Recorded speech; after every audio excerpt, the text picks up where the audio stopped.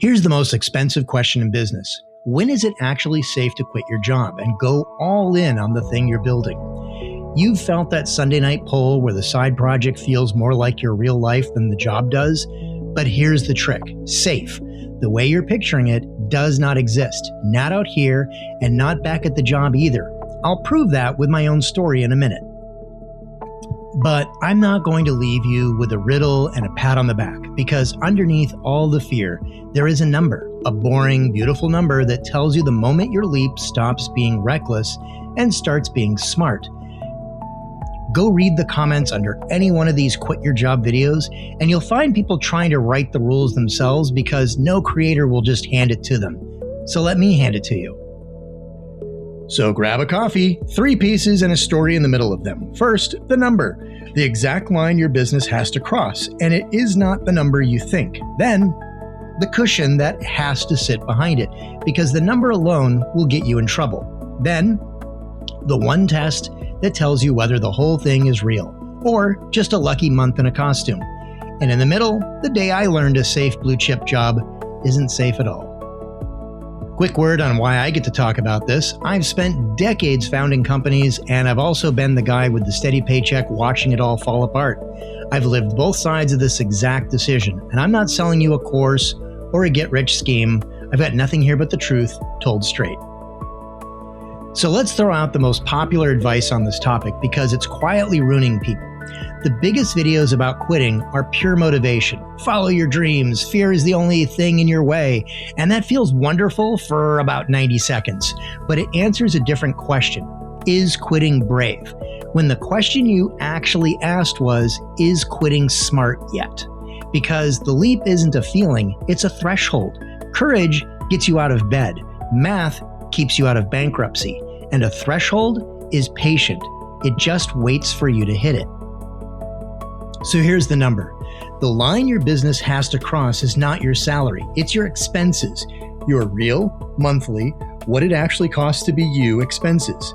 You might earn $90,000 at your job, but you don't spend $90,000 to stay alive.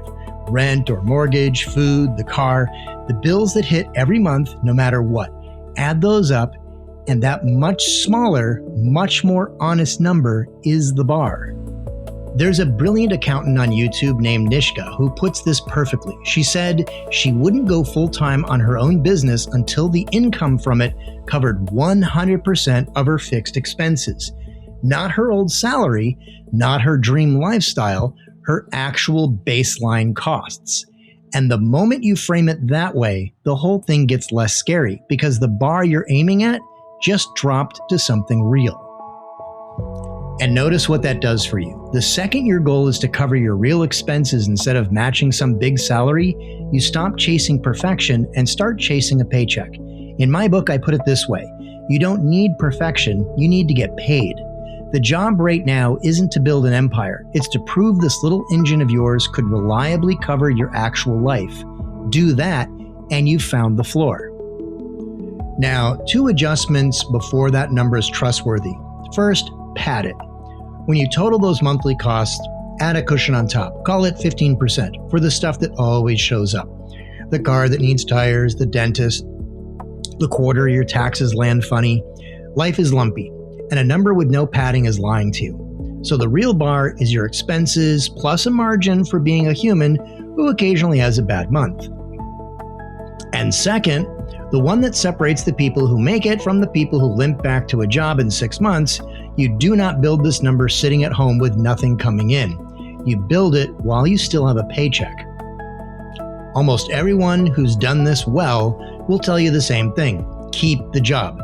Keep the income flowing while the side business learns to walk, because a new business always takes longer than you think. The paycheck buys the one thing that a young business can't make for itself. Time to make your early mistakes cheaply while there's still food in the fridge. Because going all in with no income isn't bravery, it's a countdown. Every decision gets made in a panic, and desperation makes you a worse founder, not a faster one. A paycheck isn't holding you back, it's keeping you calm enough to be smart. Okay, you've got the number, the cushion, and you're building it the patient way, which brings us to the scariest part. The fear of giving up something safe for something risky. I want to take that fear apart because it's built on a lie. Here's the lie. You picture the job as the safe shore and the business as the dark, churning water. Stay on the shore, you're fine. Jump in, you might drown. But that picture is wrong. Helen Keller put it this way: security is mostly a superstition. It doesn't exist in nature, and avoiding danger, she said, is no safer in the long run than outright exposure. The job feels riskless only because you've gotten so used to its risks that you've gone numb to them. They've turned invisible, and the invisible risk is the most dangerous kind there is. And I don't say that as a theory I read somewhere. I watched a job that everyone on earth would have called safe turn to dust in my hands. Let me tell you about it. Years ago, I worked at Lucent back in the Bell Labs era. At one time, Lucent wasn't a risky bet. It was the single most widely held stock on the planet, the bellwether of the entire internet boom. If a company was ever too big to fail, this was it. The stock was around $80 a share. Then the bubble burst, and I stood there and watched that $80 stock fall and fall all the way down to around 52 cents. And I had a pile of stock options, the golden handcuffs, the reason a person stays. My price to buy in was around $3 a share. So at 52 cents, those options weren't just worthless, they were worth nothing. And the whole way down, the advisors kept singing the same lullaby. It's too big, it has to recover, just wait it out. Which is the exact thing people tell themselves about a steady job. It's safe, it'll always be there. So when I tell you the job isn't safe shore, I'm not being a motivational poster. I've lived it. The shore can wash away while you're standing on it, swearing it's solid. So the leap was never safe versus risky. It was always a risk you can't control versus one you can. And the only way to tell them apart is math. There's a line I keep coming back to. Runway doesn't care about your ambition. It cares about math. So let's get back to it. Because hitting your number for a single good month is not the green light. The number gives you the nerve to jump. The runway is the water deep enough to land in, enough savings to cover several months, even if the business went quiet tomorrow. Without it, your first slow month becomes a 5-alarm emergency, and you crawl back to a job swearing you'll never try again. With it, a slow month is just a slow month. You fix your pipeline and keep going. Same event, 2 different outcomes, and the only difference is the cushion you built first. Which leaves the last piece, and it's the one I'd tattoo on people if they'd let me. You can't just hit the number once. It has to hold. One great month is an accident, a lucky launch, a single big client, and you're not betting your family's stability on a fluke. You want to clear that bar month after month until the income stops feeling like luck and starts feeling boring. Boring is the signal. Boring is safe. And here's the trap that fools smart people: mistaking your backlog for your business. There's a Dave Ramsey episode where a guy is crushing it, millions in signed work, clearly ready to quit, and Ramsey stops him with one question: what have you got lined up for next year? The room goes quiet. The answer was nothing. He had a mountain of work in front of him, but he'd stopped filling the pipeline behind it. That's the difference between a real business and a really good month.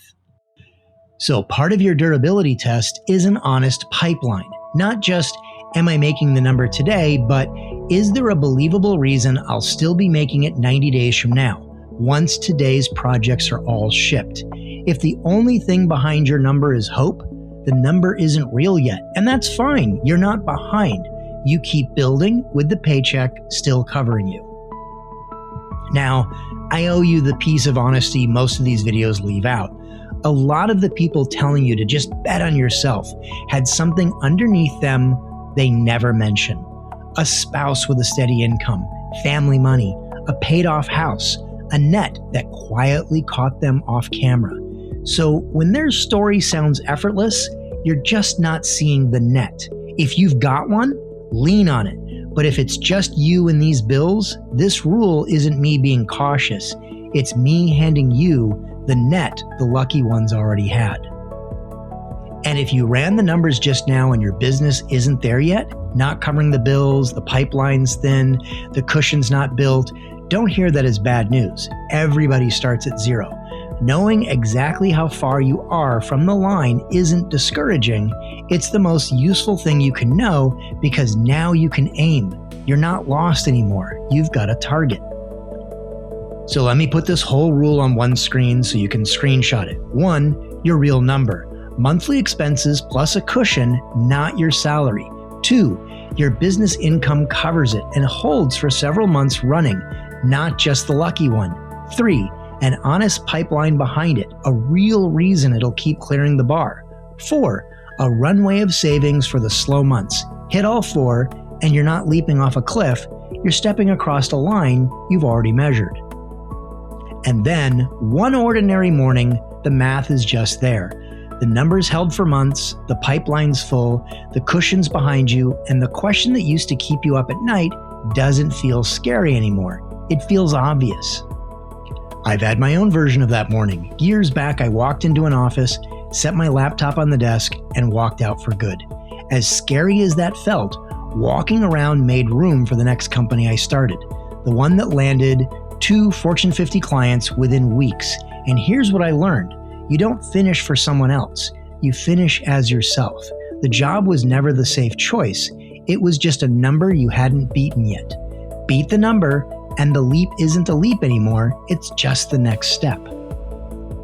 If this gave you a way to finally answer that question, I go deeper in my book, Founders Who Finish. It's over at davesaunders.net, along with The Build, my monthly newsletter for founders doing this for real. If you want more of these, hit subscribe and I'll see you in the next one.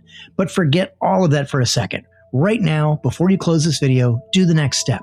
Open a blank note and add up your true monthly expenses, just the bills that hit no matter what. That one honest number is the foundation everything else stands on. So go figure out your number, then go beat it.